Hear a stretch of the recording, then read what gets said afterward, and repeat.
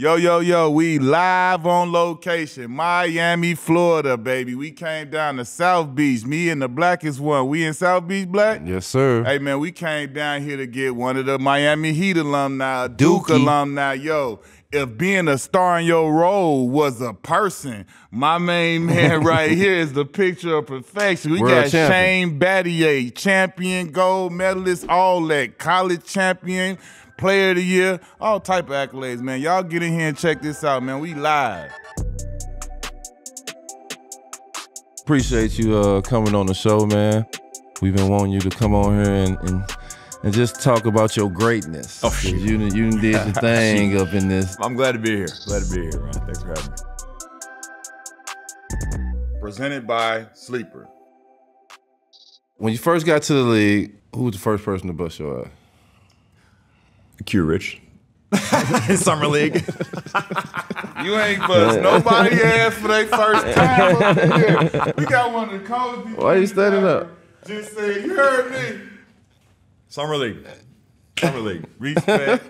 You know what I'm saying? D-Miles, get you some. You can't be who you say you is. He always say, I ain't, bro, ain't nobody got up on here and said you bust their ass first, though. If you want like regular season game, that's summer league game. So no official record. No. You know we what don't I'm have to change. We can say Kobe. We can say Kobe. Yeah. Okay, hey, look, that's even better. He just put me with Kobe. 63 and three quarters. I'm good for the day. Go ahead, finish what you were saying. Q Rich unofficially, Kobe officially. Hey, you know what you just did? I'm never gonna hear the end of this. I'm never gonna hear the end of this. Hey, young world, you hear me? I tell people all the time. You talk about welcome to the NBA moment. You remember this, don't you? Oh, yeah. So the first play at Long Beach Pyramid. Yeah, right? Long Beach Pyramid. So I'm like nervous, you know. This is my first summer league game, and I don't know what to expect. Man, Q couldn't wait till you came. First of all, let me first play. Drop Q. First play. And I'm all right, easing my way in the game. Hell no. Y'all put me in the mixer right away. Hey, listen. This was the thing, though. You got to understand. First play. Welcome to the NBA moment. I will never forget that. This was the thing, though, because we didn't play Summer League going into our rookie year. Yeah. So we played afterwards. Coach Gentry like, hey, listen, guys. All right, guys. Like, we only put this together for you guys. This is go out there and play. So like we like what? Like hold up. We was like wait. So we could do whatever. D-Miles like boy, JoJo and Kiki Poole has entered the building. We pulling all the shots. Like every game we was getting them up. So like that's why when you said the first guy to start laughing, we knew you was coming. Oh my God. We was like, that's yeah, so funny. we finna get him.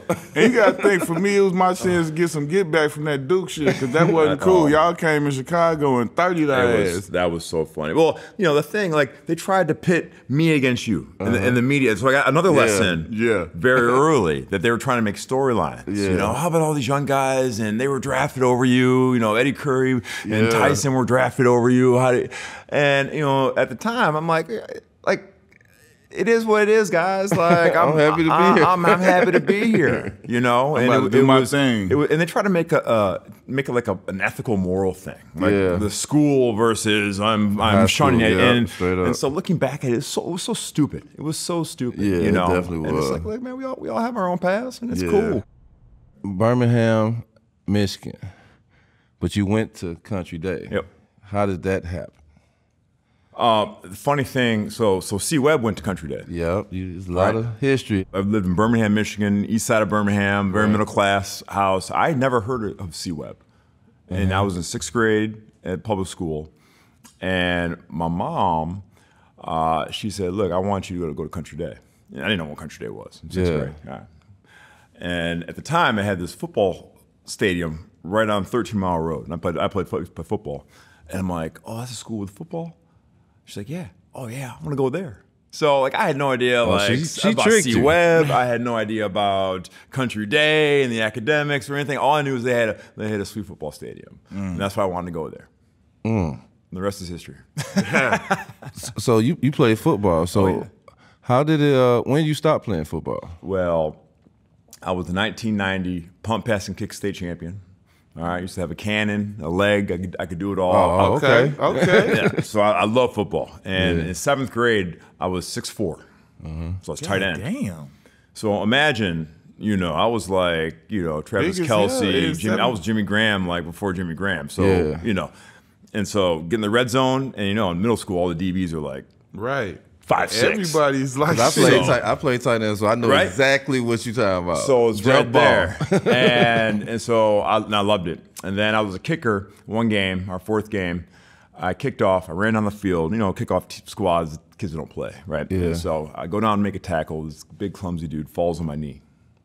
And so it was the first play of the game. I'm like, damn, this really hurts. Yeah. So I played the whole game, caught touchdown pass. I'm like, damn, like my knee really hurts. Go to the doctor, and I had a fractured tibia. Damn. Full leg cast. I mean, they don't even do full leg cast. I'm at a full leg cast, and I said, that's it. Every time I walked away from the game. So after that, you just that really was my last focused. football game, and I played baseball in high school, but I walked away from football. I still love football, though.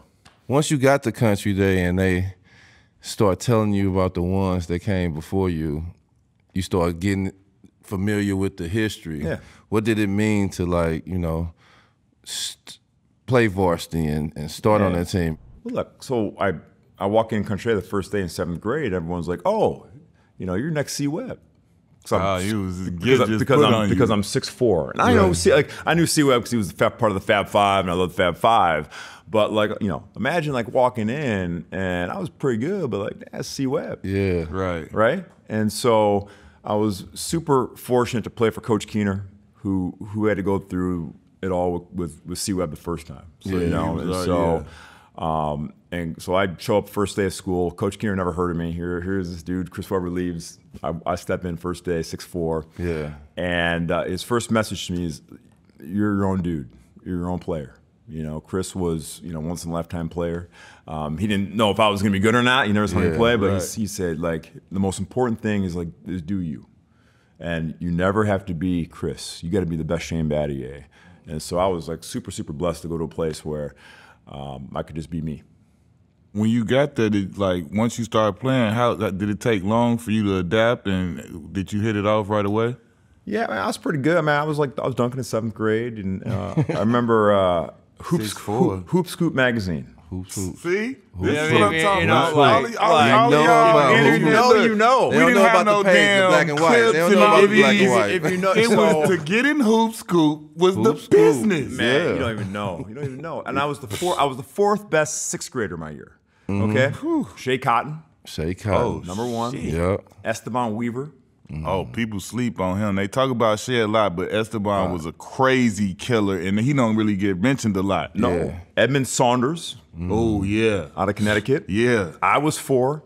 All right. And Jaron Collins. John Collins twin. Yeah. Right? Yep. So, like, that's a hell of a class. You know, I mean, like, you look back now, and that was like the biggest thing. Like, what's your ranking? What's your number? And you know, I was always, and I used to read the one that had Kobe and like Shaheem Holloway and like all these cats. Like I grew up watching, and so you saw these lists and you saw these guys who didn't make it, and so I was number 4, but man, I was terrified I wasn't gonna make it. Right. I was like, I didn't think it was real, first of all, so I never believed it.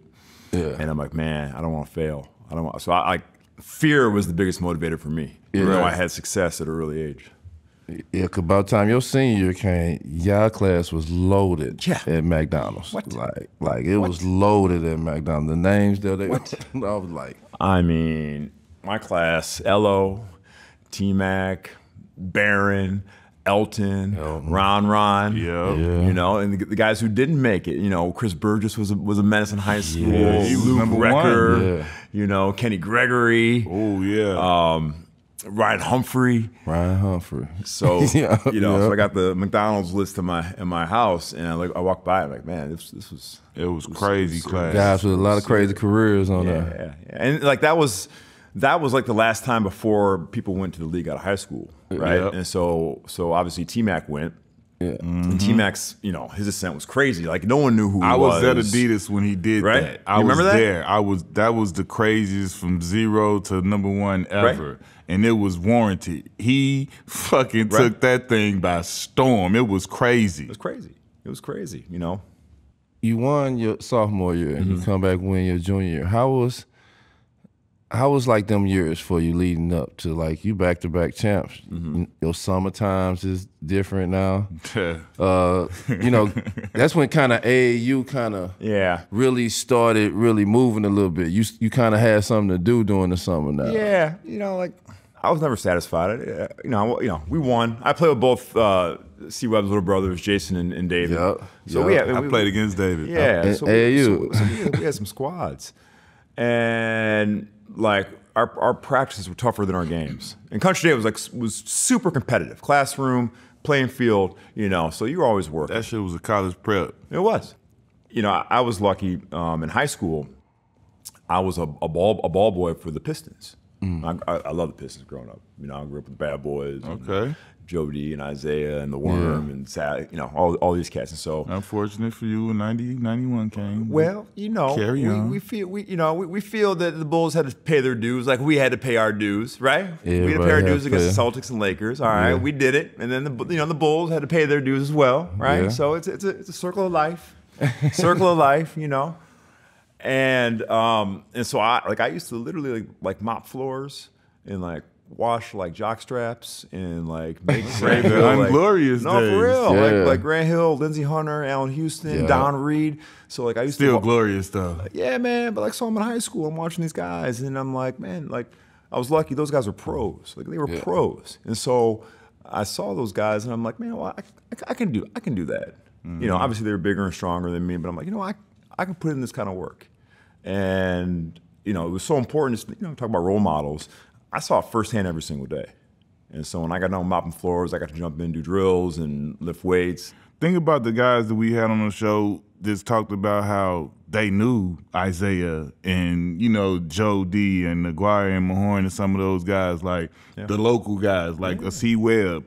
Like you talking about the impact that can have on a kid to get to see that, be around that and experience that at that age. That inspire you a different type of way. And like, I always think like, boy, we could have, you know, anybody could have been around some of that. That's going to be crazy. So for that to be numerous stories and then to see some of the guys that came from that experienced that, like, it's the proof is in the pudding. Yeah. And I mean, you're all from the Midwest, so you know, like Midwest, like you just work. Yeah. You know what I'm saying? No, there was no bullshit about, you know, ranking or what you look like. It was about the work. About the work you put in. You know, and that was, you know, growing up in Detroit, in Michigan, and my dad was in the auto industry, and you just put the work in, man, you know? Straight up. Could it have been anybody else get you besides Duke? That's a good one. That's a good one. And so it was Duke or Carolina. So by the time I graduated high school, all the Duke guys always it's either them two. You know, nobody else. It's them two. So that make it all the worse when you choose one, and they know the fan base know it was either or. Well, it was funny. So Iz just got to Michigan State when I was coming up, and so I loved Izzo. He was great. He's like he is now, you know, tough. And Izzo messed up, and I tell him this every time I see him. I say, you know, you messed up. He's like, what are you talking about? He's like, you came into my living room, and you said, Shane, you know, at the time I'm like 6'8", like 215. We got the best weight staff in the Big Ten. All right, we're going to put 40 pounds of muscle on you, and you're going to be the baddest power forward in the Big Ten. Hell no. And then 40 pounds. I got Dean Smith and Coach K coming in my living room and said, oh, man, you're a small forward, man. You got to shoot threes. And I'm like, I'm those dudes. Yeah, straight up. That's where Izzo lost me. Right. That's a true story. Wow. That's a true story. But, you know, I love Coach Smith. He was unbelievable, you know, and every player ever played for Coach Smith, you know, said he changed their life. And so I didn't say I loved Carolina, but I loved Coach Smith. And but it was always Duke. You know, people always ask what makes Coach K Coach K. And as a coach, more than any other coach I ever played for, and I played for a lot of great coaches, he knew what button to push. Yeah. Right? Some of my teammates, I'm not going to say names, they needed to kick in the ass every day. Yeah. And they got to kick in the ass every day from him because he knew that's what they needed. Yeah. Some guys needed to be hugged every day. Yeah. He hugged them. Not a lot, but he hugged them. Yeah. And for me, it started in high school and he recruited me. He knew like my button was just being an unbelievable competitor. Yeah. And so I had people promise me minutes and shots and playing time and all that stuff. And Coach K said, yo, I'm not going to promise you minutes. I'm not going to promise you playing time. I'm not going to promise you anything. promise you one thing: the opportunity to earn playing time every day in practice. And if you're good enough, you'll play. You'll play. That's it. You're talking to me? Yeah. You're talking to me. Well, I don't know about Trajan Langdon. I don't know, you know, about Wojo. I don't know about Rashawn McLeod. I don't know about Elton Brand. Yeah. But when Des settles, I'm going to be there. And so he had me. And so my first day, I'm like, I'm going to show you. I'm going to show you every single day that I'm the dude. Yeah. And so he had me in high school, hook, line, and sinker. What was it like knowing, like, y'all recruiting class was fucking insane? Yeah. Like, what was it like knowing that, like, what was that feeling like when y'all coming together and when you first get to campus, whether it's probably in the summer for Bridge program, but like when y'all come together, how was y'all looking at each other as like just y'all freshmen before you even deal with whoever else was there? That freshman class was crazy. It was. People always ask me, like, what makes pros different? And I think the thing we all had to different levels was irrational confidence. Yeah. You know? That's our super ability, though. We can't be who we are if we don't. We were irrational. Yeah. We're young. We think we're it. Superheroes. Right? So, like, you know, Elton Brand's coming in, Chris Burgess, you know, all these guys. And I'm like, man, I hope you play. You know, I hope you play, man. I really I'm cheering for you, man. Everybody looking at everybody and like, so, yeah, so when you go to a place like Duke, look, everyone thinks they're Grant Hill. Everyone thinks they're Christian Laettner. Everyone thinks they're going to have that career. Yeah. Right? And it's that belief that makes you good, but it's also that belief that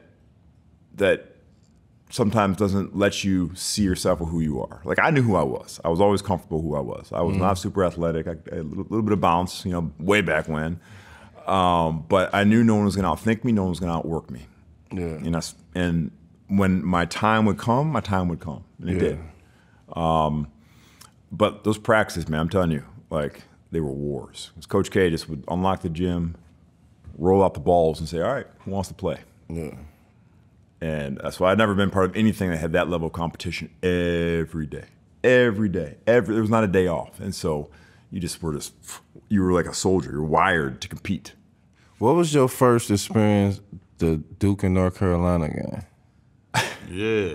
I'm not just talking about the game. I want to know the lead up, because I done heard stories about the in-between campus, the parties and stuff, like leading up to You know it's on the list and what day is it. Yeah.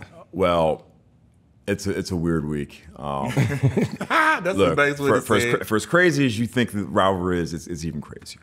Yeah. You know, I mean, you have like little kids like 3rd, 4th grade getting fights at school that week. Duke's better. No, Carolina's better. Like fist fights, right? You go to the store, you know, go to Carolina. Like it's Hatfield McCoys. You're on one side or the other. There's not. Oh, I like this. I heard like people, employees of each other's schools are fans of the opposite schools. Yeah. Like lunch people or custodians or something. They might see you or say something. All of that, huh? So like now Duke is like cool, and so like people like you see people wearing Duke stuff like back in 1999. Like no one, you know. So Duke wasn't cool. So like people hated us. I was one of those people. That was part of the deal. Yeah, that was part of the deal. Right. We got it.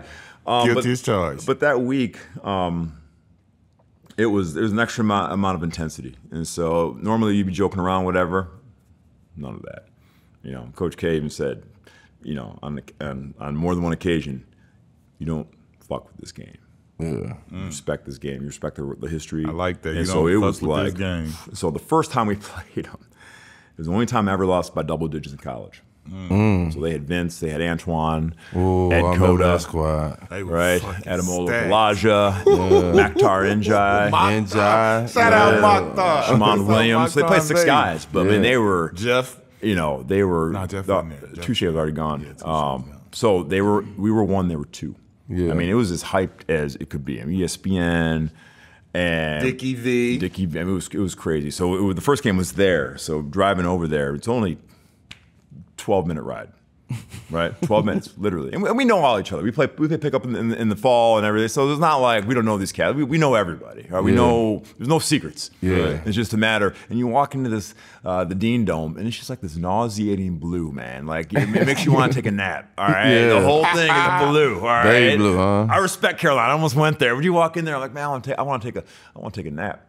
But they kicked our ass, and that was the game where I never seen a missed dunk get on Sports Center. That was the game where they threw that. Ed Cota threw it off the backboard from half court, and Vince took off and missed it, and it was like that was insane. I remember that. And after that game, it was the only time Coach K ever yelled at me. So the next day, I mean, film sessions with Coach K. I mean, you caught hell. Right? Yeah. I mean, he went after you, and I was a pretty good player. I was starting at the time, and he gets to me and he goes, "And Battier, I'm Mr. All-American. I'm Mr. Everybody Loves Me. I'm soft. I'm weak. I get kicked by Brendan Haywood's ass." And like it was going at me. And I'm a good kid, and I never got in trouble in high school. And Coach K is this. No one had ever talked to me that way. Yeah. And so I left that. I'm like, no one is ever going to talk to me that way again. Right. That was my goal.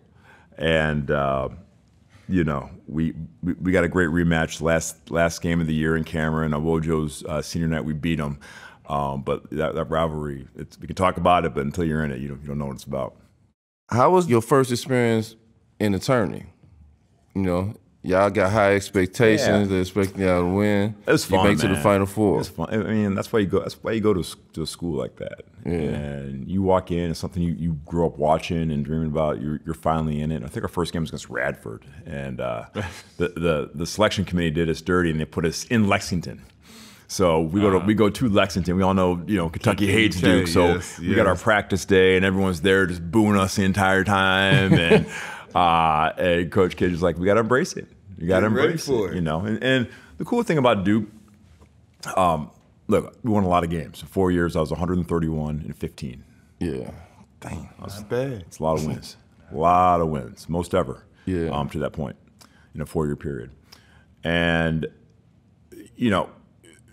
if you were soft, that wasn't the place for you. And Coach K would say that. He said, you got to enjoy people like giving you your best shot. Yeah. Because when the schedule comes out every August, people say, when are we playing Duke? And so whether you're playing NCAA&T, whether you're playing North Carolina State, whether you're playing Carolina, that game is always circled in red. So you got to expect the best shot. Yeah. Everybody. There's no off Everybody nights. There's not like, oh man, we're playing, this whack Duke team. is a standard, man. So it's a standard. And so you're so used to just being at this level all the time, not taking any nights off, right? But as a competitor, that's what you live for, right? And so we saw it all, we heard it all, we've been in and we kept winning. And so that was the best thing about winning all those games was we were expected to win, we got people's best shot, and we still won. Was the plan to stay 4 years? I mean, I wasn't good enough to leave. Y'all could go. I had a good junior year, so I had a good year. I was All-American, averaged about 19, and I probably could have came out then. Honestly, it was more important to me to be an impact player when I got to the league.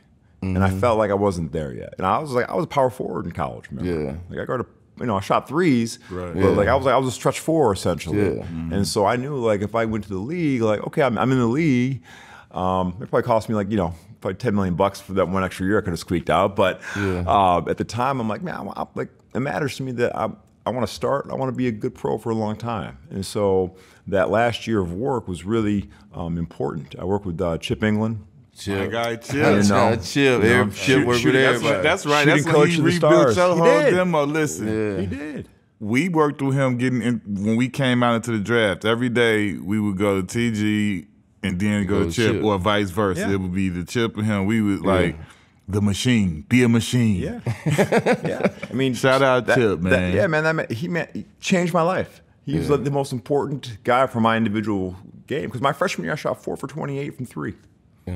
4 for 28. Right? And Chip said, look, if you want to play in the league, you got to change it. Yeah. And so imagine I'm starting at Duke, all right? I was all first-team defense and changing my shot in college. Yeah. And so the leap of faith of going through that process, but I knew for where I wanted to be, I had to do it. Let me ask you this. Winning the championship your senior year, did it make them 4 years worth it? Hell yeah. hell yeah. It would have been worth it regardless. I mean, yeah. When you win, you say, oh yeah, I told you so. But like, what I learned, my readiness, it was great that we won. Absolutely. But you realize it really is about the journey. Yeah. You know, and taking advantage of the opportunity. And so I was super proud of that decision. I want to go back to your sophomore year. 2 things. Tell me what your first impression was when our bro, a.k.a. Ferrari, Corey Maggette, came into the building. Tell me, did he come in like Jimmy Superfly Snuka? One of the first one and done. Who was this dude? You hear me? Corey came in like Jimmy Superfly Snuka, didn't he? Top rope. Muscles already. This dude, I mean, who is this dude? Where'd he come from? Walking on air. I mean, he was so strong, bro. So athletic. Everything he did was like...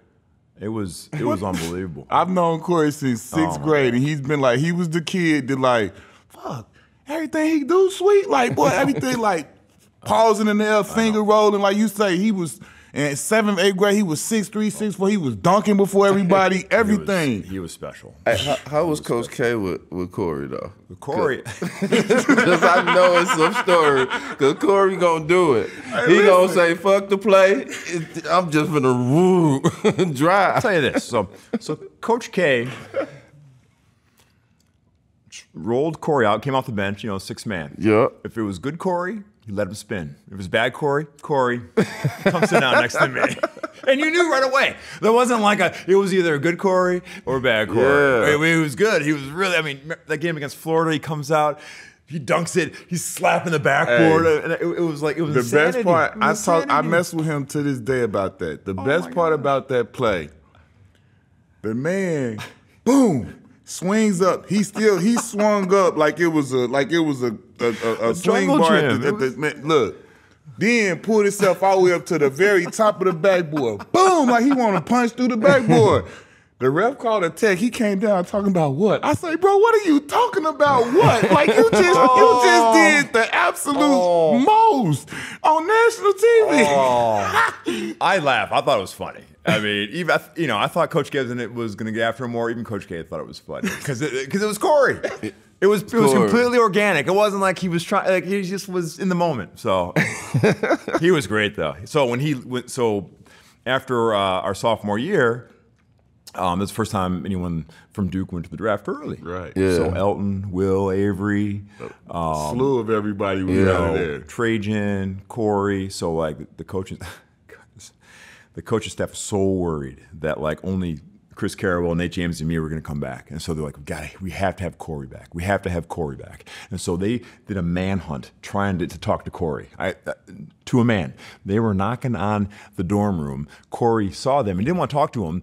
He jumped in his closet and he's hiding from the coaches because he knew he was going to the league and he didn't want to deal with the coaches. Yes. So they got Wojo and Chris Collins banging on the door. Corey, talk you're not to in us. That closet. You better not be in that closet. Talk to us. We gotta get in the damn closet. In the closet. Oh, it was the funniest thing. The funniest. So like, I was happy. So like, Sewell, Nate, and I were like, man, Corey, you're gonna be great, man. You should go. Most shots man, you're gonna be so good, man. I don't care what they say. You gotta go. So it worked out for all of us. Your senior year, you played with Boozer, Chris Duhon, Jason Williams, and Mike Donnelly. Yeah. The crew, the one. Jason Williams don't get talked about as much because, fortunately, he went through what he went through. Yeah. But just tell us, like, how dope Jason Williams was. He was a bad man. Like, he was a bad man. I've seen some of that. I mean, when he got in a role, I mean, he could shoot it. He could finish. He was strong. He could defend. He made plays. He got in the paint whenever he wanted. And he made the game look really easy. And so like I loved him as my running mate, and he was, man, that tournament run we had in 2001 where he was averaging about 30. I mean, he people forget. I mean, but if you're out there, young kid watching this, go YouTube Jason Williams. All right, was cold. He was nice. You got to talk about him because he was one of them ones. I just knew he was finna be just it. And Coach K was on him. I mean, Coach K was really tough on because he knew like how good he was. Yeah. And so Jason needed tough love to say, all right, like, yo.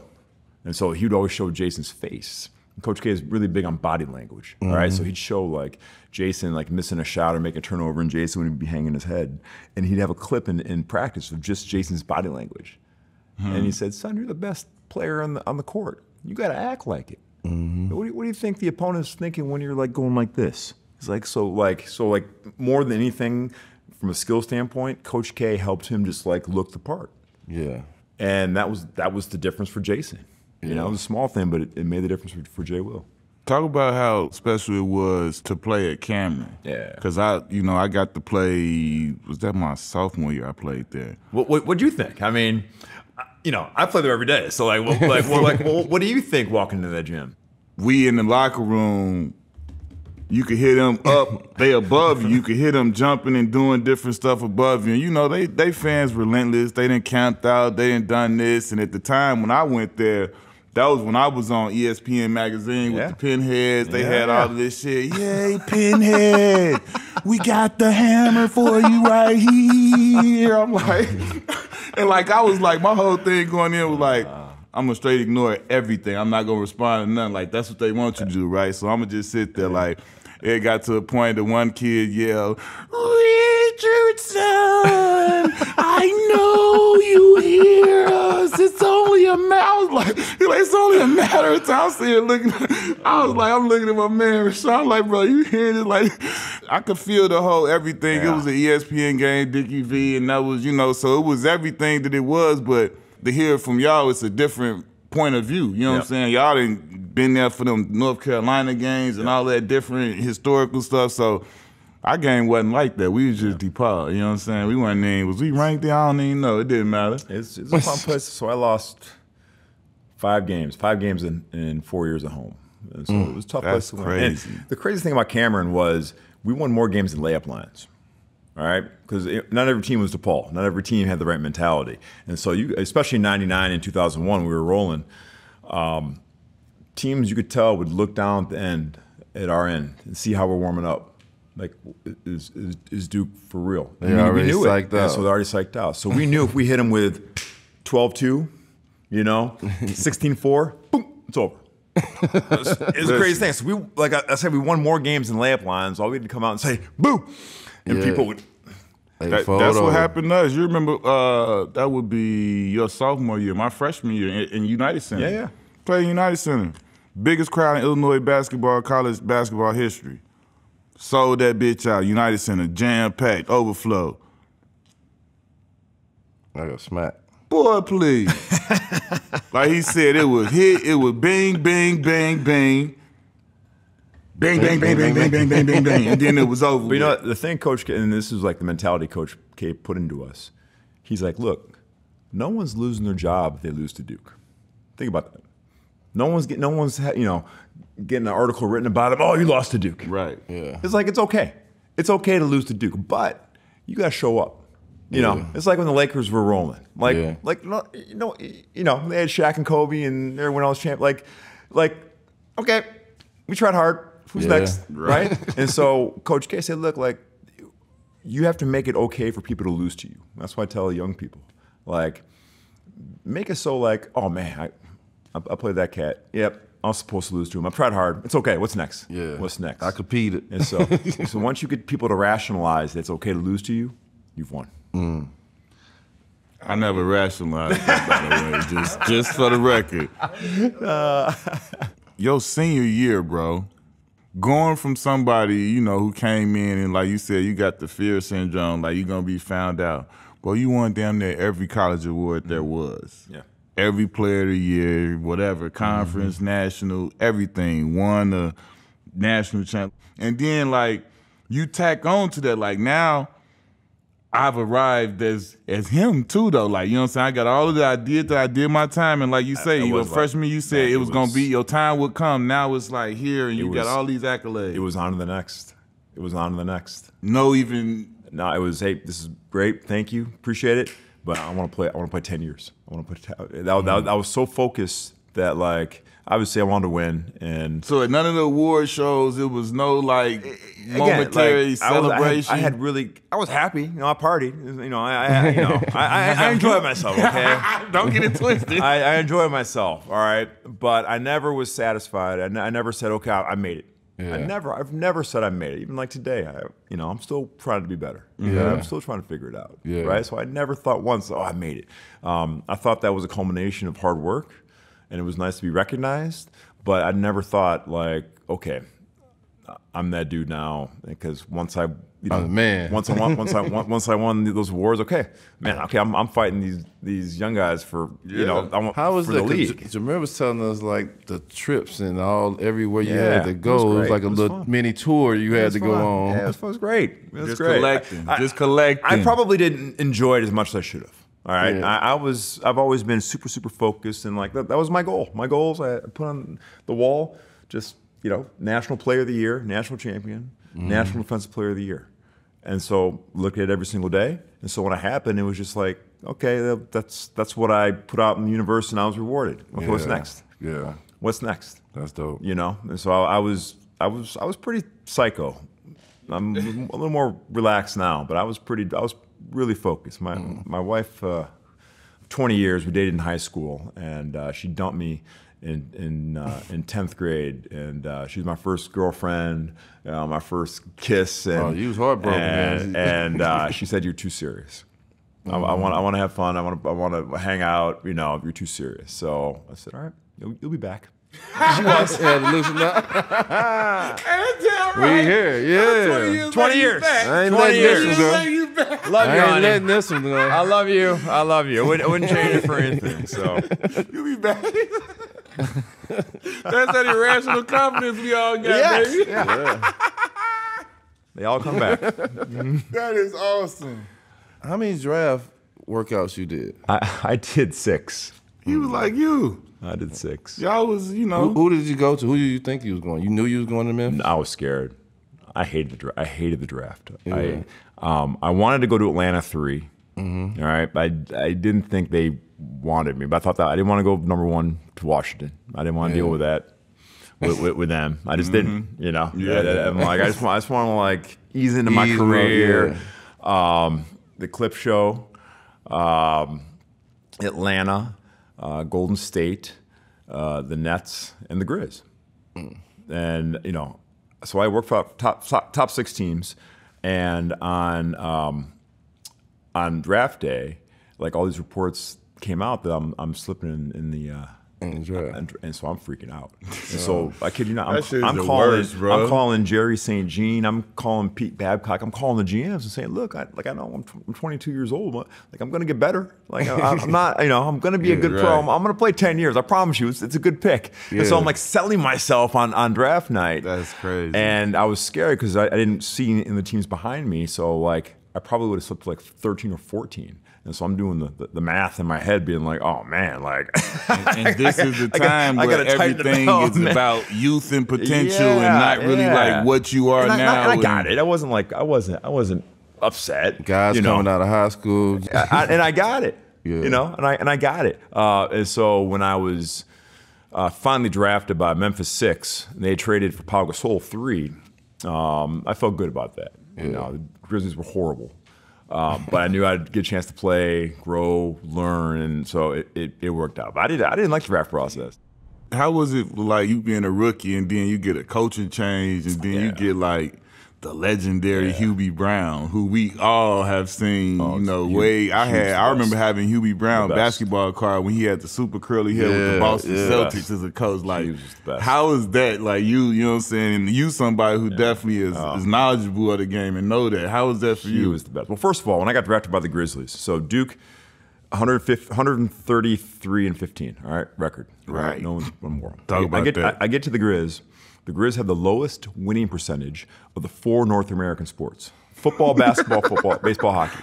Right? So literally the worst pro franchise in North America. Yeah. So you talk about a team that doesn't have any culture, has like no idea how to win, like no resilience, no togetherness. And they had just got to Memphis too. Like how many 1 or 2 years my before? first year was first year in Memphis. Right. Okay. Yeah. I know we played. Yeah, we played in Vancouver a couple times. So yeah. I've never been to Vancouver, still to this day. And I get to Memphis, and here I am. I'm Duke boy. So I'm talking like, guys, come on, we gotta connect. Let's huddle after too much money out there. Let's huddle after every foul shot. Come on, man, like come on, support each other. Come on, man, and they're like, Duke boy, go sit in the corner. So I learned that lesson like quickly. And so I said, all right. And so I didn't give up, because I'm like, all right, I'm gonna do the right thing. And the funny thing about that locker room, I never really had a vet that was like my vet. So they said, you got to figure it out on your own. Yeah. So, all right, that's cool. And so it was Pau Gasol, who just got in America, spoke very little English. Mm-hmm. All right. And then we had a bunch of young guys like Stromal Swift and Jay Will and Brevin Knight. Like those guys, like they wanted to win. Yeah. They don't get their ass busted. Jay Will's coming from Sacramento and so we just started doing the right things, and we started staying late, and we didn't point fingers, and we stopped making excuses. And so like the guys that were on the fence, they actually started like behaving like a good culture should, right? And then the malcontents kind of like self-selected themselves out. And so that's how we changed the culture. And so when Hube came in, that was a huge part of it. And like he came in like 10 games into the season, he's like, we're going back to 2-a-days.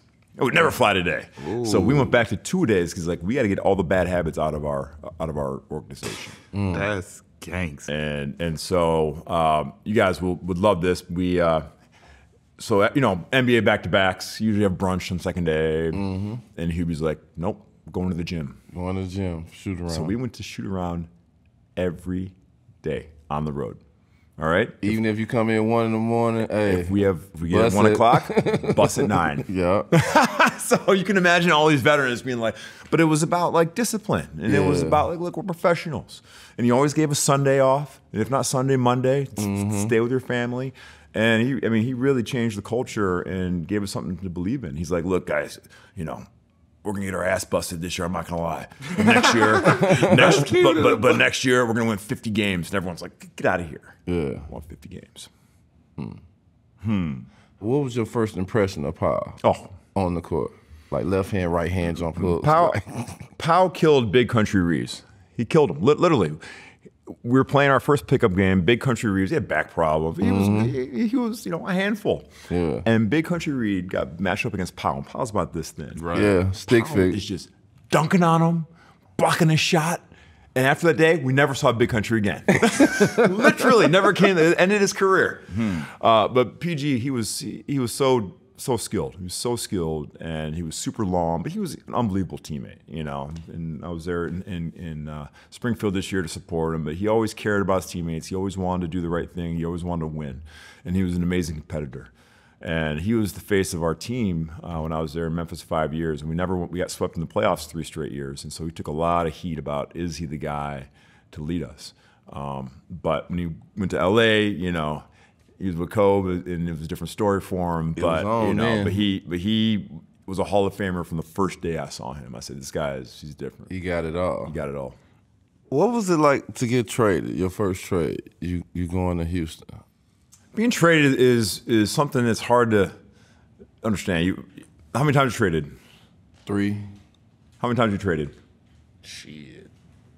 One summer he got traded like 5 times in one summer. In a month, right? So like there's nothing that like prepares you for that moment, right? Yeah.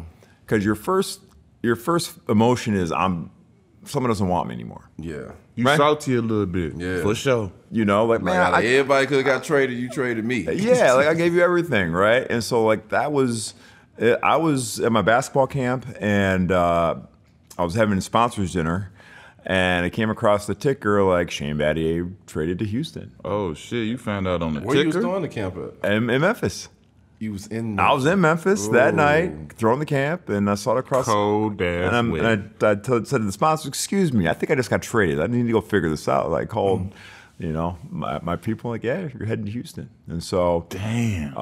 So I was crushed. Like it got me. It got me because I thought I gave everything to Memphis, and I'm like, man, like. But you don't think about like someone is willing to give up something of value to get you, right? So the Rockets gave up the draft rights to Rudy Gay, and so like Houston was pissed. City Houston, so I get there. They're like, we're gonna have Rudy Gay with T-Mac and Yalo. We get Battier averaging 10 points a game. Like people are hot. Yeah. And so like I had a chip. Yeah. So I had a chip on my shoulder, and it was probably what I needed at the time. And so, like, first of all, whenever I played Rudy, I tried to go at him, you know. Right. And so Rudy, he's a good dude, and like he was my guy. I got traded back to Memphis, and I like Rudy. He's had a great career, but I'm like. I didn't do that against anyone. I was, I was a defender. Right. He was the one guy I was trying to go at. Yeah. But it's just a really, really weird emotion that you're not prepared for. When did you like kind of find your niche to be like, I'm gonna be a defender, and you start studying offensive players the way you do? Look, I just want to be on the floor. Yeah. And so I would do anything. That's why I took charges and dove for loose balls. Like, okay, what will I do that no one else would do? Yeah, on the basketball court. And because remember, when I came in the league, I was a 4. Mm-hmm. Right. And my third game in, I played with Michael Dickerson, who was our 2 guard. So I was a 3. Mike D was the 2 guard. He has a sports hernia. 5th game in Phoenix. Yeah. And never played again. Mm-hmm. And we were a bad team. We had no backup 2. Mike Dick. So they said, you're 2 guard. So here I am, rookie, playing 40 minutes a night, guarding every 2 in the league. Mm-hmm. Guarding Kobe, guarding AI, guarding Paul Pierce, guarding Manu.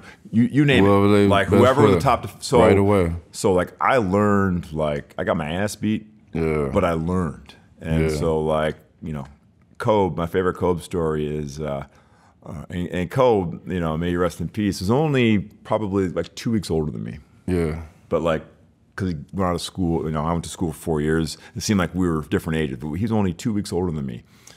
And my rookie year, young boy, though. My rookie year, here I am again, Duke boy. I got him. I got Kobe. I got him.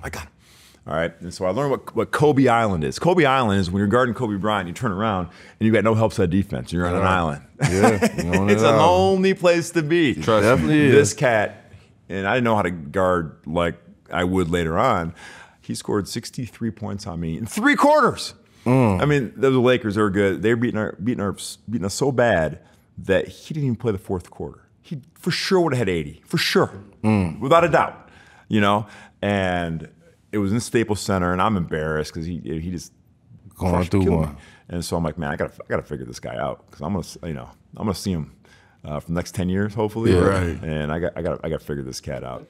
Out of everything you studied on him and everything, what made you decide that like I'm just gonna take away his vision? Like, why I did that? Yeah. It's not for reasons people thought. So I knew statistically what Kobe's worst shot was, and it was a shot off the bounce. Okay, he took a lot of long 2s off the dribble.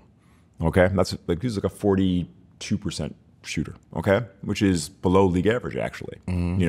What makes him legendary is finishing, his foul drawing, his 3 throws. Actually, decent 3-point shooter, but off the bounce was his worst shot. And so I said to myself, the only chance I have against this guy is to try to make him take as many dribble jump shots as I can. Mm-hmm. Okay. So when I started sticking my hand in the face, I also knew Kobe had a bigger ego than anybody. Mm-hmm. And he would go out of his way to show that the hand in the face don't matter. It don't matter. It doesn't affect me. What's the only way that he can prove to me that this doesn't work? Let you do it and just keep on doing Yeah. The shot off the bounce. Yeah. So he was doing me a favor by trying to prove me wrong that my theory didn't work, which I was more than happy to let him try to do. Yeah. Because he wasn't trying to go to the rack. He wasn't trying to get fouled. So I was just trying to play money ball with him and just try to keep him literally to his weakness. And whether he made or missed a shot, I didn't care. I literally didn't care if anyone made or missed a shot. What I cared about was where they took that shot, how they took that shot. I never tripped about anybody shooting off the bounce. It's a hard shot. It's a really hard shot over time. And I've had games where like Carmelo scored 50 on me, and he had 0 paint points. Yeah. 0. Yeah. All off the bounce. And after the game, you're like, all right, I tip my cap. Like, yeah, that's what I used to live with Melo. Like I gotta live with that. Just live with it. Like, if he's in the paint, it's over. Late contest. Yeah. I gotta live with because I can't give you the rest of the stuff. Yeah. So like you learn as a defender, like what to worry about, what not to worry about. And so like I did not care about the results at all, which is hard. It's hard. Because you're getting toasted, you know, on Twitter, they're roasting you, oh, you can't guard this guy. Yeah. And it's like, it's not about that. It's just about like, where did you make the guy take the shot? And over the long run, you just got to trust that the math's going to work out. For the most part, being a defender, you always going to look bad because this is a scoring league. The most popular thing in the game is to put the ball in the basket. Exactly. It all evens out in the end. Here's where I give you my respect. Like you say, whoever, I don't give a damn, Kobe, Melo, if they starting to get busy and it's starting to get out of hand, I'm about to fuck you up. Yeah. You know, you playing the crowd and all this, I'm starting to feel embarrassed and offended. Yeah. So now I got to fuck you up one good time just to like, all right, settle the fuck down or else I'm gonna do it again and we gonna see what's up after that. Like, cause like you going, cause I can't do shit else about it right now. That's why I respect you by saying you just going, I can't just deal with it. I never, you know, you guys, I didn't talk during games. Yeah. I didn't talk. All right. I never wanted to piss off Kobe. Yeah. Give him something. Give these guys an edge. Oh, I'm yapping. So like I did the opposite. I always downplay. Like, oh man, I can't guard this guy. Yeah. Man, he's so good. Oh man, I'm lucky to be on the same court as him. Yeah. And so like I knew what I was doing. Yeah. I didn't need the public praise. But Kobe in Mamba Mentality actually wrote a page about me, and I didn't read this until after he passed. And so like when I read it, it really his passing really affected me because I never talked to Kobe outside the arena ever, not once. Exactly. And so I'm getting chills right now talking about him. And I always thought I'd have the conversation of like our battles, and it wasn't until after he passed that I read his page in Mamba Mentality. They're talking about Kobe stoppers, right? And I never said I was a Kobe stopper, right? You know, I was trying to be the human yellow light for Kobe, all right? I was just trying to just pause a little bit. All of us had our shot. We just exactly. And you know, he said in his book, look, no one could stop me essentially, and I had great muscle memory that the hand in the face trick that Shane used to do, it just didn't work. All right, it worked a little bit,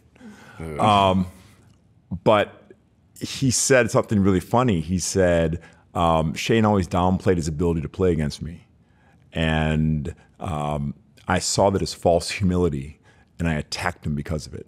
And I'm like, he's right. right. So that, like for Kobe, that was the game within the game that we played with each other. Like, it was like a meta game. Like no one else knew we were playing. This mind game that he knew I was downplaying everything, and I knew that he thought he had no weakness. And it I never had that with anybody in basketball. And so that was super sad, obviously, when he passed. We could never have that discussion that we had this game that no one else played within the game, which is pretty special. Wild. Tell us about like being a defender, how you just got extra technical with it. Yeah. Like extra technical all the way down to the percentages, the areas where I shouldn't have them have the ball. With all the scorers in the NBA, what they finna bring to the table. I know Paul Pierce, when he go left, he step back every time. Yeah. So send them right most of the time. Everybody's got a strength. Everyone's got a weakness. Yeah. Everybody. I don't care who you are. All right. Even the great ones. They do something at league average level or lower. Yeah. You just got to find out what that is. Yeah. And like I never watched film. I didn't watch because I didn't feel I knew a guy to the percentile by watching film. So I never watched film. But I got every percentage of every shot he took for his entire career. Going left, going right, off the bounce, off the catch, right? How many times did he get fouled going right versus going left? In the post, does he go over left shoulder? Does he go over right shoulder, right? How often does he get fouled there, right? And so I can look at this huge stack of data that I got, and I could isolate in a couple minutes, okay, I just gotta keep Melo out of the paint, hopefully going right, okay? And that's the game plan. Right? Yeah. And so after a while, you learn what's important, what's not. Like, look, as a defender, when you foul someone, put them at the line, it's always a bad answer.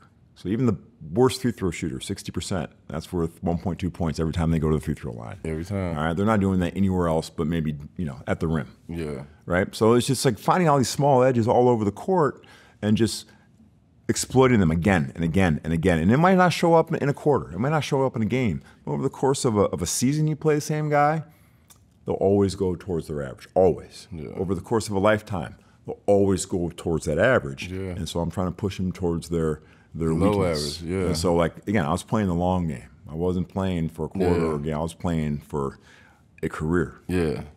They don't know too many guys that get that deep and technical. There's a lot of guys that's really that deep and technical all the way down to the percentage. There's a lot of guys that just watch a lot of game tape or watch league pass all the time and they just know what everything is going on. But when you really dig and dive into it, that's a whole nother realm right there. A lot of guys don't want to deal with the numbers. They think it's like math, it's like school again, right? Yeah. But I just saw it like, wouldn't you want the answers to the test before you took it? Straight up. Right? And that's what it was. Yeah. I have the answers to the test before I take it. Well, why wouldn't I use it? Straight up. So that's what it is. That's definitely one way. Did you feel that? Did you feel that your Houston teams, y'all should have went further than what y'all went? Like kind of injuries kind of came about, like different situations. Yeah. So my first year in Houston, T-Mac, Yao, Rafer, Luther Head, Chuck Hayes, and we had it. Shout out Lou Head. Shout out my young fella. He was great. I love Lou. Super good dude. We lost in a round one matchup against Utah, Game 7 at home, which rarely ever happens. All right, and that's when they had Booz and Memo Kerr and D. Will and Karolinko. They were good, man. Like really good team. Memo killed 2 for them. So like you just and I had never been out in the playoffs. I never won a game till that year in the playoffs. And so you always think like, we'll be back. We'll be back. We got next year. And next year really never came because we were always hurt. Yeah. Right? And obviously with Yao and his foot problems and T-Mac. And so they were never healthy at the same time. And so we had so much talent in Houston, man. We had some really good teams. We got Ron and we got, just a lot of, Bonzi, Bon, he was doing it, so we had so much talent in Houston, but we just never put it together. And except the one year we beat Portland in the first round, the first time I ever got to the second round.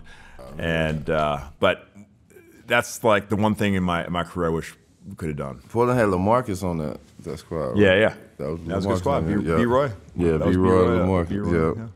Tell me about coming back to Memphis for the second time, and you had been there, and you were an integral part of changing that culture and getting them any type of culture in the beginning. But you come back now, and they got this grit and grind culture, whereas it's really blue collar, fit in the city, and this whole city is behind you. You got Zebo, you got T.A., Tony Allen, you got Mark Gasol. You got the whole cast of guys that was there. Like, how was that coming back to that team after being there for so many years before? Well, we talked about getting traded, and I was pissed. Okay, my wife was actually on bed rest at the time with our daughter, our second child, and so I get traded back to Memphis where it all started. So I go there alone because then it's trade deadline end of the year. So I'm sitting there by myself in a one bedroom apartment. Sucks. I'm about to be a free agent the next summer. So I'm like, I want to play well to be a free agent. But it was great to go back to the place where I started. And look, we never won one playoff game when I was there, 0 for 12. And so that team was like really good. I mean, you talk about bully ball with Marc Gasol and Zebo doing it. I mean, he was doing it. TA was locking up everything, and Mike Conley was just running around. And so Rudy Gay got hurt that year, so they didn't have a small forward. So I came in to plug in, and we got in as the 8th seed. And we were feisty 8 seed. The Spurs were not happy that they saw us in the first round. Crazy. And so the day we had game 1, it was a 12 o'clock tip in San Antonio, early game, first playoff game of the weekend. And I ended up hitting the shot that won the game, right? And so my three-pointer, like a minute left, was the difference. And so to go back to Memphis and to hit the winning shot, and a franchise where I grew up, it was like an unbelievable day. It got better. I was in the locker room afterwards, and I thought that the trainer was trying to get me to come back, have a few beers in the locker room, and playoff win. And so someone said, "Hey, Shane, you're having a kid." I'm like, "Yeah. Tell Troy I'll be back there in a second." And all of a sudden, one of my Steve Novak from the Spurs comes in and said, "Christina just called me. Heidi's in labor," and I'm like, let's go. And so my brother-in-law drove me to Houston, and my beautiful daughter Eloise was born that day. Wow. So you talk about like the best day of my life. I'm sorry to my son Zeke, but the best day of my life was hitting the winning shot for the Grizz, Zeke, and welcoming Eloise. The game winner the same day. You killed two birds with one stone. So you're a baller now. You know what it is. But it was. I had a great time going back playing for Lionel, and we beat the Spurs. Lose a triple overtime game to the Thunder the next round. Should have beat them. Lost to them in Game 7. And we could have made a finals run as an 8 seed. Yeah, I remember that. That was a good year. Yeah, it was a good year. You got the opportunity to go, come to Miami with the Heat, and you already, you know what I'm saying, they had already been assembled, and knowing, the possibilities that lie ahead, and just the guys that you going to team up with. What was your mindset going and coming to this team? When they first got together, I rolled my eyes like I'm sure everyone else did. Like everybody? Everybody. I'm not gonna lie. I had a chance to be on the team, and I still was like, I was like, I rolled my. Hey, this full disclosure. And if they would have beaten Dallas, there's no way I would have gone there. No way. I wasn't ring chasing with the team, but I was a free agent for the first time in my career in 2011. I never picked my team. I signed a 6-year extension with the Grizz, and so I'd never been a free agent. They lose to Dallas, and then so I knew I was either going to go to San Antonio or Miami, right? And I said, Miami sounds kind of nice. Yeah, definitely do. And so I hadn't won, all right, for what I wanted to do in life. I thought I had to win a championship, just because I've won at every level.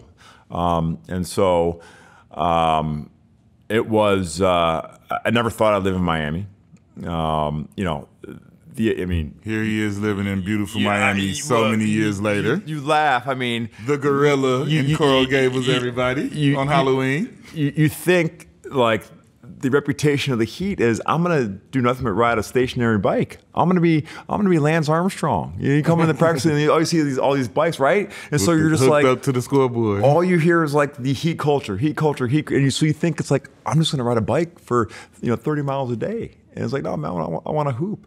And it's very, very different than what the perception is on the outside. Would you agree with that? Oh, no, I would agree. But I would agree also that some of the stories I wanted to. Goddamn right. Like, tell me your life and your lifestyle didn't change when you came here. Yeah, I mean, I've always been pretty clean, but you stand up a little straighter when you walk in that building. You feel me? You feel it. It's not for everybody. It's not a place for everybody. That's what they say when they say this ain't for everybody. That is a fact. Yeah, but if you buy in, you do go here. No, I agree. But it's not for everyone. What was the climate? What was the temperature? Because they just came off a loss in the finals. Yeah. And that finals, it seemed like D-Wade and LeBron didn't figure it out. Yeah. Where both of their games got watered down. Yeah, we saw it. My turn, your turn. My turn, your turn. Yeah. Whose turn? I don't know. Right. We all saw it.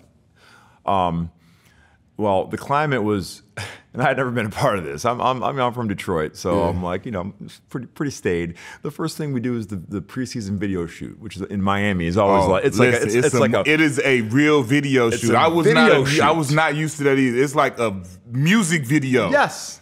What, bro?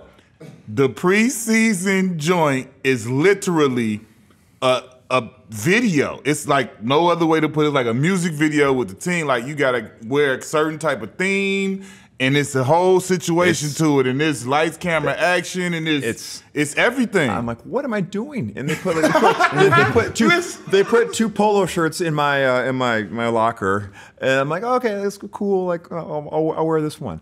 Like, no, wear them both. I'm like, what are you talking about? Like, I'm not a two polo kind of guy. Like, I'm from Birmingham, Michigan, for goodness sakes. I'm out here, and I'm like, what did I do? No. Who am I? But, so that was like, so I wasn't feeling it at first. Like, I did not feel like I belonged here. I don't speak Spanish, so I felt like, everyone spoke Spanish. I felt like an idiot. And I'm like, I made a mistake. I should have gone to San Antonio. And just, I know what that is. And but the guys were always great.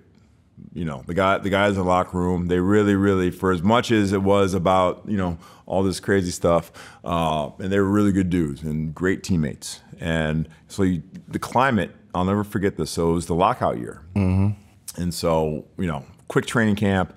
We opened the season Christmas night in Dallas, ring night. Okay, that's the game everyone wanted to see. And obviously, Mavs played great and they earned that championship.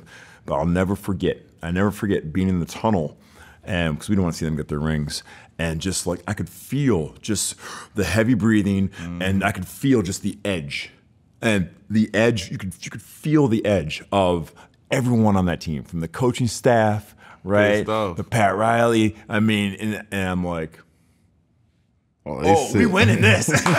And that's when I knew. I'm like, I made the right choice. We win. Because I'd never been a part of that team that was that hungry. We came out that night. We put on them. I think we won by 40 opening night. And it was like, okay, it's on. It's on. So it was on. I'll never forget that moment looking around. Tell me, like, that was the same season that y'all did where, is this when y'all went on the crazy win streak? That was next year. So we won the chip, beat Oklahoma City. We came back. And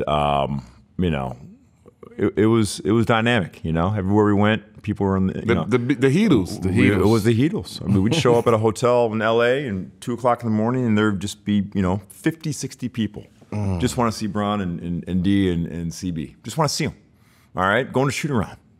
60 people outside. Yeah. It was nuts, and so we had fun with it. We knew that, like we said, like, ignore the noise. What people were saying on the outside don't matter. How many games did y'all win in the win streak? 27. And tell me, how did the now legendary was it a one Bud Light before the game? Ladies and gentlemen? The story of that winning streak that I get credit for, because you got a bunch of free beers. Didn't you? I did. Tell me that story. So, the winning streak, we had a noon tip-off in Toronto. You know those games. It's tough game. It's a tough game to win, right? And it was the day before Super Bowl. Or it was the day of Super Bowl, sorry. And we all love football, and so Brown was going to get a plane, and because they didn't have a TV on the plane, he wanted to get a plane with a TV so we could watch the game. So the Heat are like, no, we'll just have a party, we'll stay. Because we had a back-to-back playing Charlotte the next day back in Miami. So they do this awesome this party at the Real Sports Bar in Toronto, great place, and go all out. Well, that was the year. It was the Niners and the Ravens, and they had that big power outage. The problem was I started drinking the Canadian beer, and after a while, I'm like feeling it, and I take off like Colin Kaepernick's jersey off the mannequin. I'm running around, and people thought I was crazy. They thought I was a square, but they're like, Shane actually is pretty wild. and so on the bus, I'm feeling it. I'm feeling the group. And I get up and I start talking, giving a speech like I like to do sometimes. And all of a sudden I see the entire bus just turn and look at me. And I'm telling them, we got to like reach out and touch the world. We got to touch the people. All right? Not in a weird way, but like through basketball. We have a chance to change the world, touch the people. And so that became known as the Touch the People speech. And after that, we won the next 26 games in a row. And we were rolling, absolutely rolling, having a great time. That's when we launched the Harlem Shake video, right? Dog. When everybody was characters. We were just rolling. And so it was like the most fun time to be on an NBA team, because we were good, we knew we were good, right? And we were feeling it. That year, during the championship, that second year, San Antonio come in, well-known champs, know what they doing. Y'all almost lose that year. Yeah. How was it coming off that year of playing San Antonio, a hard series like that, and then coming back the next year? Yeah, it was really hard. I mean, that was an unbelievable series. The level of basketball that year with the Spurs was unbelievable. Crazy. Iconic moments with, Ray's shot, and Tony hits a game winner in game one, and I hit 6 threes in game 7. But coming back the next year, playing that same team, we didn't have the same edge. And we knew it. But the Spurs did. So that the edge I talked about, the Heat had against Dallas, that was the Spurs. We felt it. We felt it. And so, not that we weren't mad, but we're just like, they wanted it more. that Ray Allen shot. Like, tell me from a player standpoint, being in that moment and going from watching the ropes, watching the celebration about to start, and then like literally, truthfully in your heart, thinking and believing that it's over, to complete like like ecstasy. After like explain that to me, like how that, because like I can't even imagine or fathom the way your emotions go from like being so down, and then like I want to ask like TP or one of them like how it goes for them. I'll never forget from being like thinking you're gonna win. Like explain that to me. Seeing the ropes going around, like I'm seeing this at home. We watching. I'm like, it's over. Like, and then like just what? People left. I wasn't in the game, so I was still on the bench. And so I'm trying to be super positive. Come on, y'all. Come on. Like, you know how, like, you say, but, like, you don't really believe it. I'm like, come on, y'all. Come on. Come on. Like, one stop. Come on. Come on now. And, I didn't look around too often, but obviously people were leaving the game. And just you had that feeling of, like, finality. And I don't know if people were rationalizing, like, what are you going to say to the media after the game? And, are making excuses and who's getting blamed, who's getting traded. But I think because we went through so much adversity, starting with Dallas the year before, finally getting over the hump with the Thunder. We had a really strong team, strong culture, and we believed. And it helps to have the best player in the world, in uniform. And so we came out of that huddle. LeBron misses the first shot. We get the rebound. He makes the second one. It was deep. It was. No one talks about that three, the one before Ray, but it was big. It was deep. So okay, we got a chance. And then when we came down, it happened so fast that it was hard to process. But I just remember being on the bench and missed a shot. CB got the board, threw it out, and like Ray is such a technician. Like, people are just like, how do you do it? It's like, it's Ray Allen. Like, of course he can do it, right? If you ever saw him shoot, you're like, when we asked so Ray, like, it wasn't like, the best part was like, Ray said, like, we talked about how Ray embraced that. Ray was like, I shot that shot a million times. That's what I'm saying. He was like, he was like, set my feet. He was like, I work on it every day. Yeah. Every day, a million times. He's like, I've shot it. He's like, for me, it's muscle memory. I've shot in this shot a million times. So I know how to get my feet set. He was like, everything was just boom, boom, boom. And I hit him with the I said, God damn. But when that ball left his hand, I'm like, it's good. I go, oh, shit. And that's all I can say. Like, what just happened? And so they missed a shot. Like, people forget, like, they could have won. I missed one. Yeah, they missed to send in the regulation. And, at that point, you're like, we're a team of destiny. Yeah. We can't lose this. We can't lose this game. Yeah. And played great in overtime and won. And but we knew, like, San Antonio came back. And, like, that's a devastating loss. You're going from yellow ropes to Game 7 on the road. Crazy. Yeah. And they gave us everything they could, man. They were winning most of that game. And let me ask you, tell us, like, the mental and the physical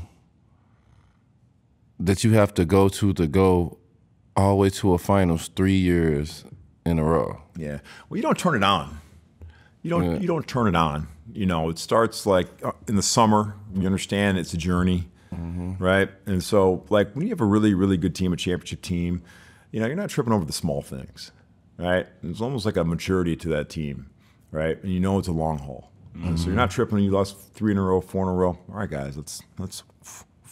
And so you just build that habit of, like, just resiliency. All right, let's do what we do, right? Because once you get in the playoffs, you're not someone new. You are who you are. The work's already been done, right? But you got to be the best version of yourself, and that's just a habit, and understanding how long it is, not getting too high, not getting too low, but it's like, okay, there's gonna be a time when we're tested, and we got to be ready for it.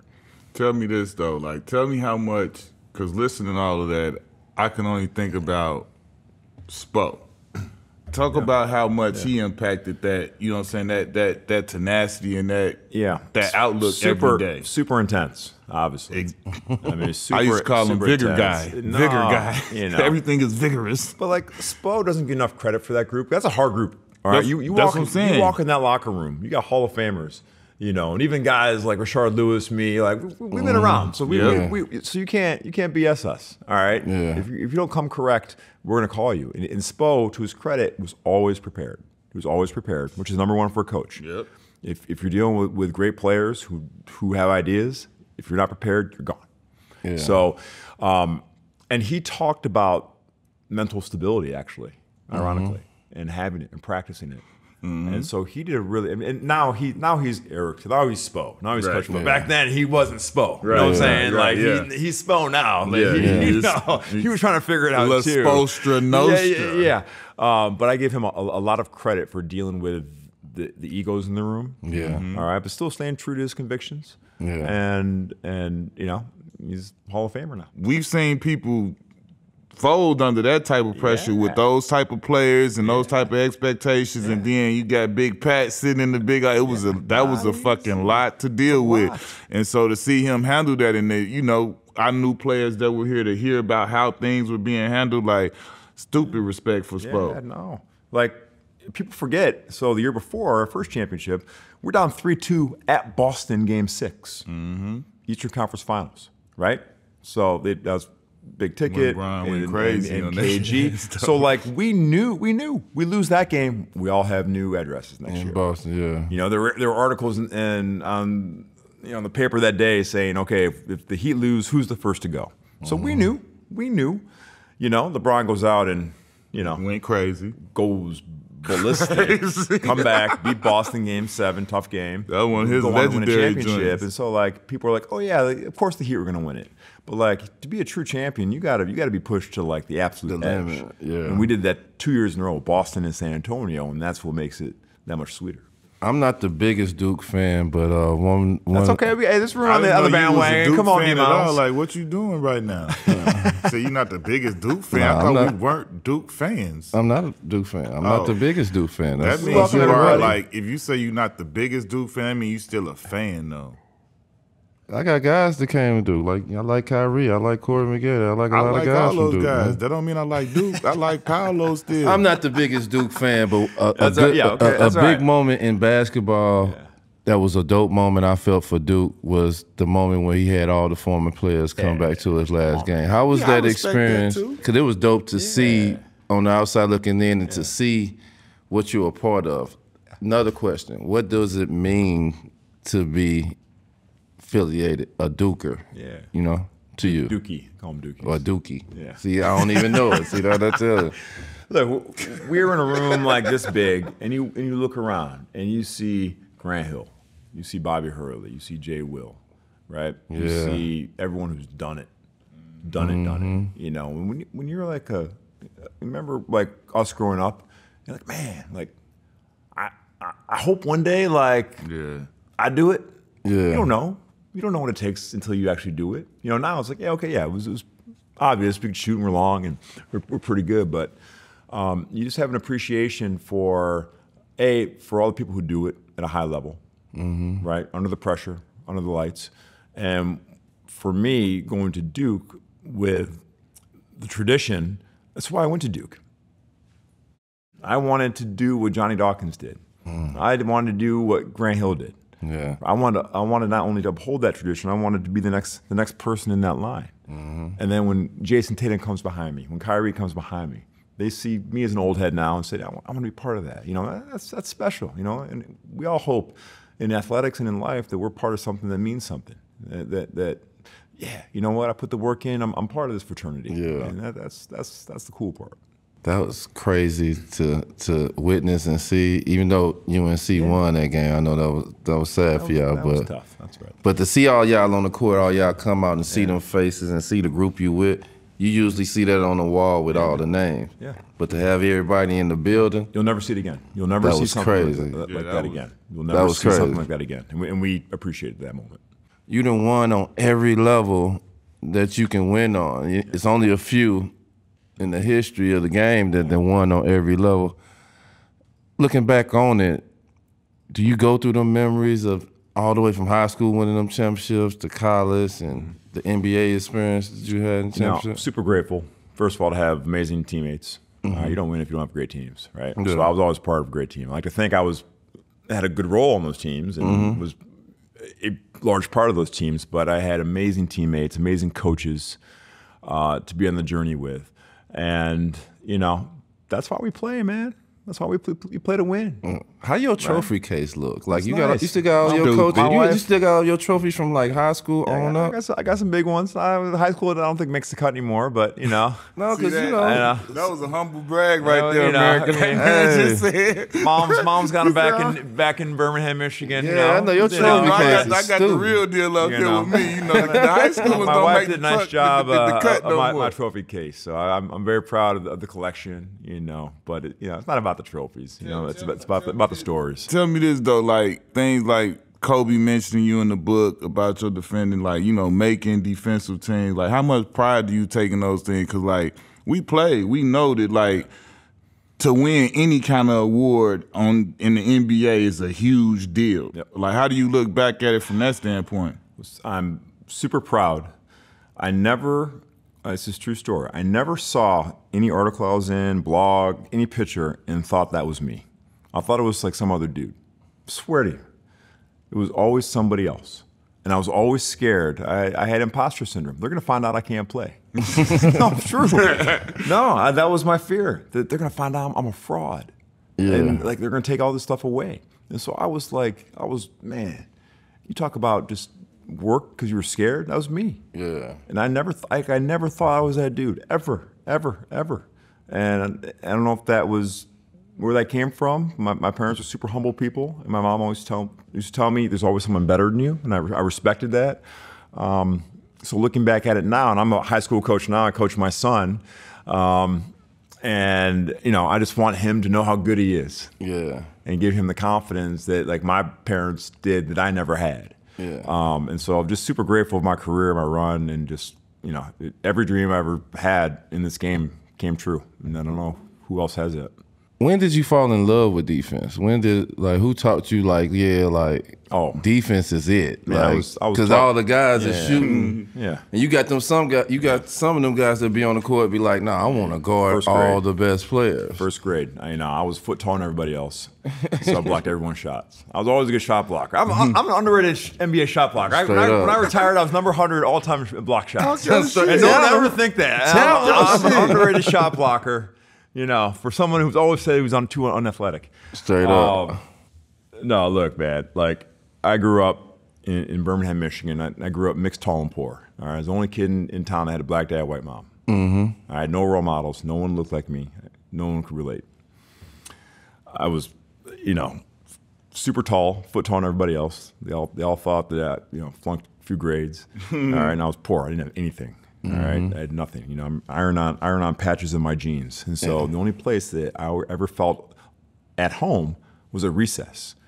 And when I helped my team win by blocking everyone's shot, my friends wanted me around. They didn't care I was mixed. They didn't care I was poor. They didn't care I was freakishly tall. Yeah. Right? And so like I learned when I was in kindergarten, like, man, when I win, man, like people like me. Yeah. Right. And so my entire life has been about how do I make my team better? Yeah. And that's from just trying to fit in.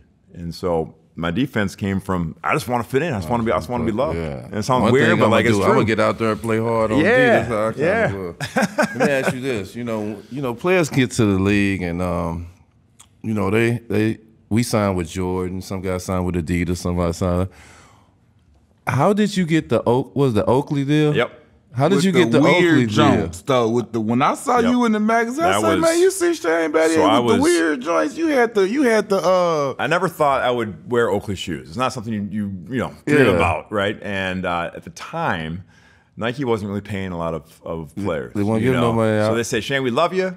We love you in the stable. We'll give you some merch." Yeah. And I'm like, that's great. Like that's me too. That's, merch hey man, that's great. Yeah. No, so that's great. Yeah. And then my friends at Oakley said, "We're thinking about launching a shoe, and we'll pay you in American dollars." I said, "Well, I'm also a capitalist, so as much as I love the Nike, you went ahead and took them. I said, with this deal, I can buy Nike gear. That's even better." Yeah, that boy took the Chronicles of Riddick glasses and threw them on. If you know me, I'll try anything. Straight up. And so the shoes didn't make it, but like I have my own shoe, and I was wearing it. Look, so like, that's fire, though. Look, you know, some of the and I wore, you know, that led me to go to China when I played for the Rockets, and I wore a Chinese basketball shoe. I was the first guy to wear Peak. You see Peak now, if you guys wear Peak in the league. So I wore Peak basketball shoes for 10 years, and I'm way more famous in China than I am in America. Tell them. Just by the raw numbers. So like I tell people, like I have my own commercials in China. Thank you, I have my own shoe. Yes, and it was great. It was great. I loved it. And so laid it out. Boy. I'm not afraid to go outside the box when it comes to straight up. my hoop shoes. If you had 4 other players out of all the teammates that you play with to make a 5, oh man, for y'all to go against. You keeping it to the league, or you going with Duke too? No, the league. Just league. Just the league. Teammates that you play in their prime, or when I play with them? In their prime. Okay. All the players in their prime. All right. Yeah, if you was on who the would team, be your it 4 matter. other players? And you got to add yourself to the team. This is hard. I'm sure it's going to go viral when I say this. It's going to be LeBron, Yao, Pau Gasol, and I got to go D-Wade with T-Mac off the bench. That's hard. He got a tough one too. Yeah, that's a tough That's one. hard. Y'all and Powell. 4 Hall of Famers That's and a Hall of Famer off the bench. That's a lot. So I'm rolling that squad against anybody. You know, against the monsters. We gonna see. You know? It's gonna be we gonna have a All bracket right. now. It's been some contestants. Okay. Put that team up. I got to Put it up. start, bench, trade. Okay. Gosh. Who do you start? Who do you bench? Who you trade? T-Mac, KD, Dominique Wilkins. I got to start KD because he's like the third greatest player I had to guard. Mad respect for KD. I'll bench T-Mac just because KD's in the conversation, and I'll trade Neek. You'll trade Nick. Neek didn't shoot it well enough to get a spot. You just said KD was the third. Yep. Who was the first 2?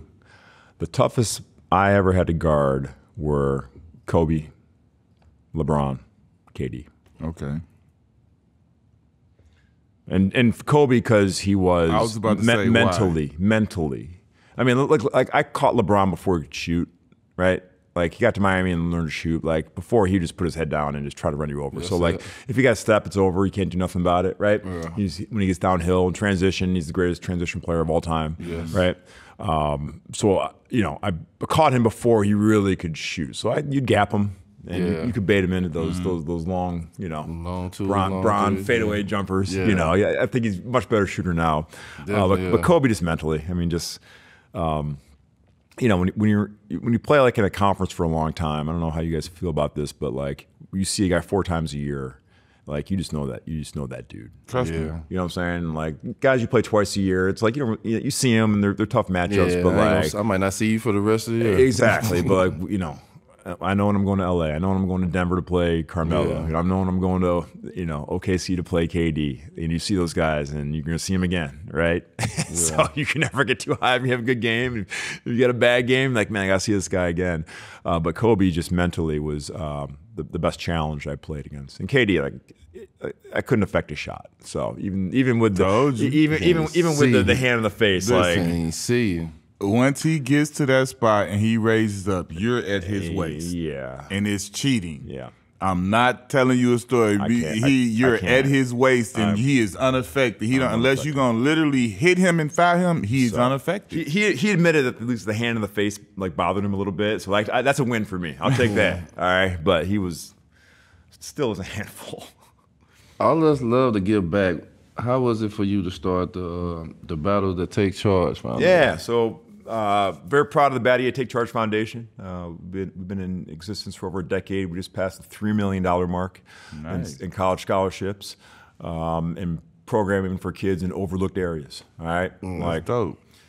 Look, I was very lucky to be 6'8", pretty skilled, and so I had opportunity through basketball. Yeah. All right, but I knew there's millions of kids out there who like me, who got the talent, the drive, you know, the dog in them. They need a platform. They need some resources. They need a chance. Just need a chance. Give me a chance, and then I'll do the rest. So my wife and I, Heidi, started this foundation to find those kids and give them a college education, give them scholarships, and give them a platform. And now we have PhD candidates, we have attorneys, we have medical professionals. That's dope. We have people that are changing the world. And so, Salute I was lucky. People took a chance on me and gave me opportunities. So I think it's up to all of us to find young people and give them those same chances. You said you from humble beginnings and everything, and I don't know, because I know you Duke, smart guy, take care of your cash. I don't know how this question is gonna go, but I don't want to hear. The question is not to say like, yeah, I got Mom Duke's a house, so I took care of Mom and Pop. I want to know what Shane Battier did to treat himself like. What was your big purchase, your first big purchase, where it was like, whether it was a watch or it was a car, not a house or nothing like that? My first purchase was 2. I bought Golden Tee, the video game. I never had a video game in my house. Actually arcade. Yeah, like the arcade game. So that was like... That was big back then, especially back in the early 2000s. That was big. That was like, you don't walk in the regular people. Now everybody got that type, but like back then, that was dope. And I'm not a big car guy, but I'm from Detroit. And so the first car I ever got, I only had it for like 2 weeks before it died. And it was 1983 Lincoln Mark IV. Ooh. This thing was like... you went vintage. This thing was like... I don't know, probably 30 feet long. You went vintage on it. And I put leopard print seats inside of it. I had. You was the ladies' man. You was Leon Phelps. It was Memphis. It was very Memphis. I used to roll this thing butter yellow. Butter yellow.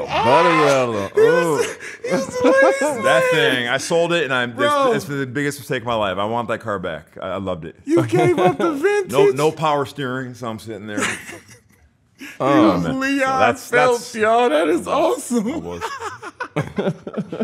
I can't believe that. The leopard seats is classic. Yeah, it was crazy. You got a picture of that still? No, I wish I did. Oh, yo, that is crazy. It's out there somewhere. I hope. Probably in a scrap heap somewhere, but yeah, it was. I can't believe that. Well, man, dog, we definitely appreciate the one and only Shane Battier pulling up on us. That's been real. Knuckleheads out, live on location, right, Black? Yes, sir.